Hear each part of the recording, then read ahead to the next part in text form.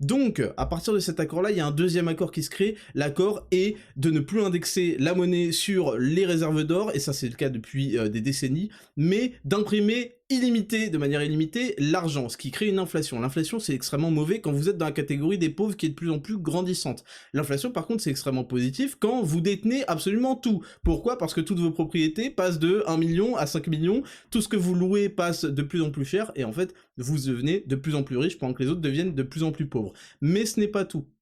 Le souci, c'est que en augmentant en créant une inflation dans la catégorie des pauvres, en fait, vous obtenez encore plus d'horizontalisation des luttes et vous obtenez encore plus de choses comme l'insécurité. Et oui, c'est politiquement correct de dire que la pauvreté amène l'insécurité, donc on va jouer là-dessus. Bon, la réalité, c'est qu'il y a aussi des populations amenées de je ne sais où qui sont extrêmement criminogènes. Donc, les pauvres se retrouvent à vivre et à être en insécurité absolue, volontaire, avec les super pauvres, dont une grande partie, enfin en tout cas une partie, est criminogène.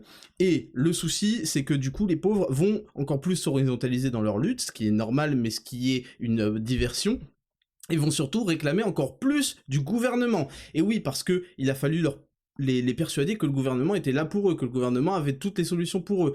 Et ça, c'est passé par exemple, le féminisme. Le féminisme, ça a été une substitution du père, du mari au gouvernement.